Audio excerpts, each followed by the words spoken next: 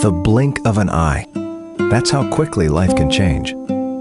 For young Jeff Wimpy, out for a ride on a three-wheeler, one moment led to a horrible accident that resulted in a brain injury.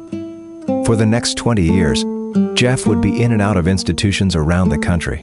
But thoughtful planning, attention to detail, and intensive flexible supports that meet his needs have given Jeff a second chance at life in his community.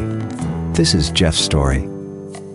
I first met Jeff because the state of Kentucky contracted with me to do some planning for Jeff, and they were aware of the fact that Jeff did not need to remain at Central State Hospital, where he had been for a long time, but had a hard time imagining what would respond to his needs. Why don't we remember back when you and I first met each other, when you were still at Central State? Can you remember the first day?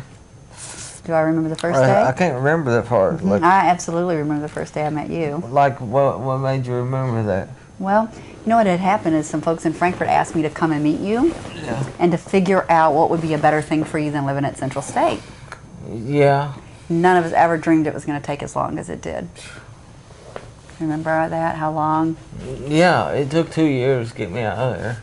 It took 2 years to get you out of there, that's right. I think you're right that one of the things that was a problem is that people paid way too much attention to the things that you were having trouble with. You're right. Right? Everybody just focused on that. Yeah, everybody did. Even in playing cards and all that stuff.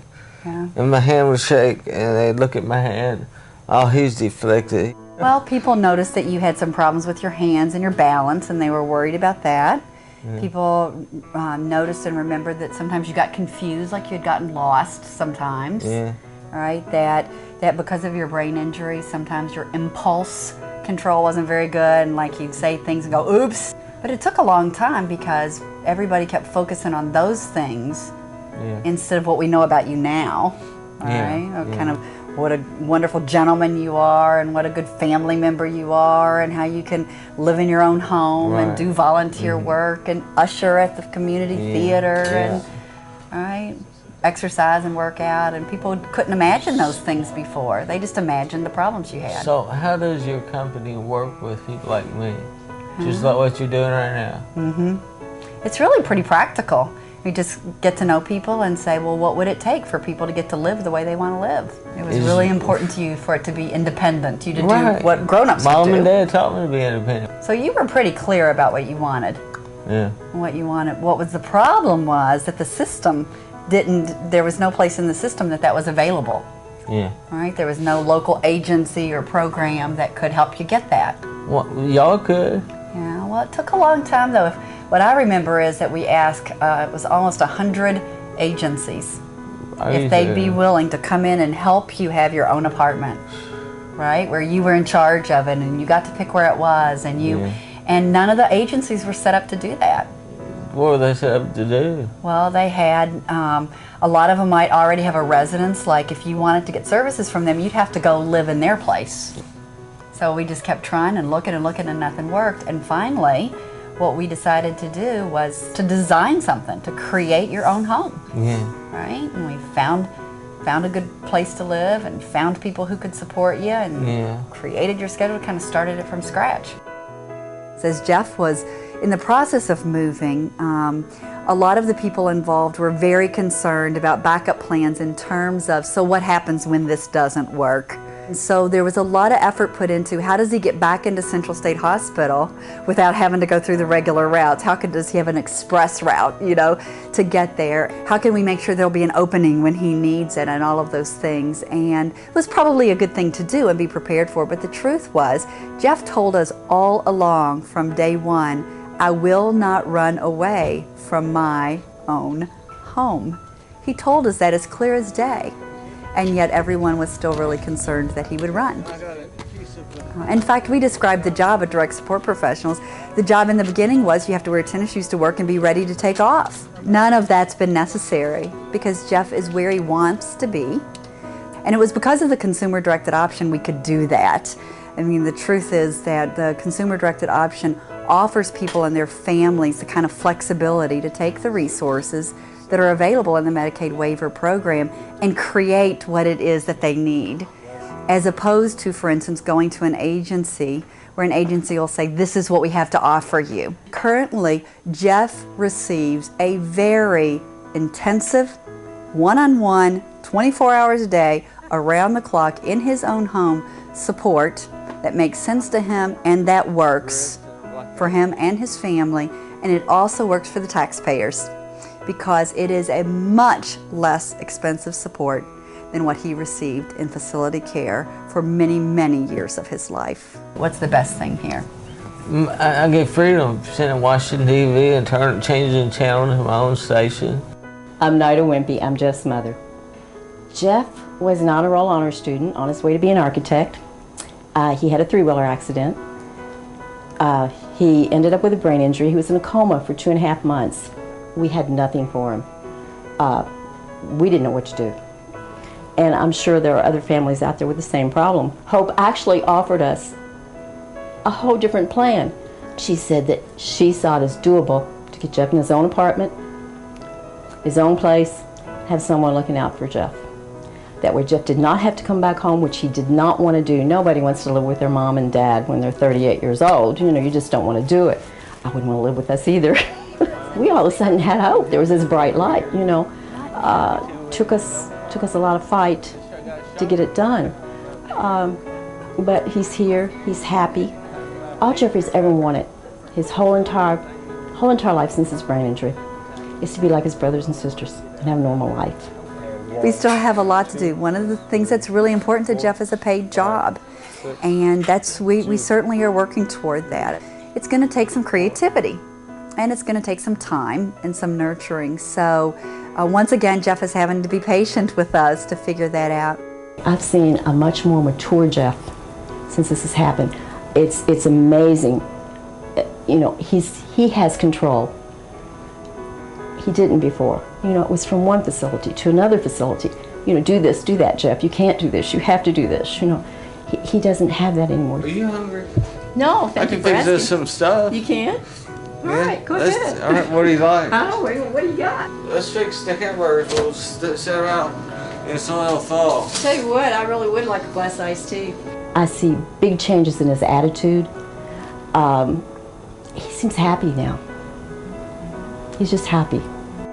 As a support coordinator, I manage the team of people, and that consists of developing a schedule that meets Jeff's needs. We clicked right away. I thought that it would be an awesome challenge. He seemed like a really neat guy. I just thought this was a great opportunity for me and for Jeff. I couldn't wait to take on the challenge, meet the rest of the people, and see what we could do, and you know, help him find the life that he was looking for.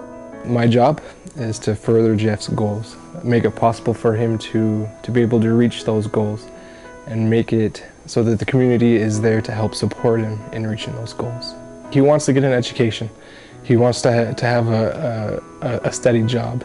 He wants to build the personal relationships with individuals, and everything is possible.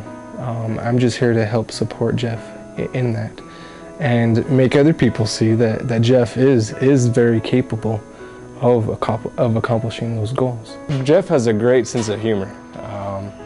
We joke around. We make insults towards each other, and we just have a great time. He's just like kind of like an older brother. It has that kind of feeling. Well, I answered an ad and was excited, thrilled to become a member of the team when I found out more about it. Let me get out of your way. And it was one of the most different jobs I've ever applied for. I'm retired and have an income, and I didn't really need the job, but now that I have it, I'm just thrilled at the opportunity to be of assistance and just basically helping another human being. It's just incredibly great just to be myself and be in a position to help in the capacity that we work with Jeff. I didn't know anything about it, but I began to find out, and then the interview went well. Jeff decided he liked me, and he knows that he can beat me in pool. So I think that's why he chose to bring me on. I love that Jeff is in charge of his life, and that he, I respect his dominion, and I think that it's a real privilege and a pleasure to help his dominionship, help him know that he is living a life outside of an institution. Well, good game. Good game. We come and we stock the pantry here at the food pantry.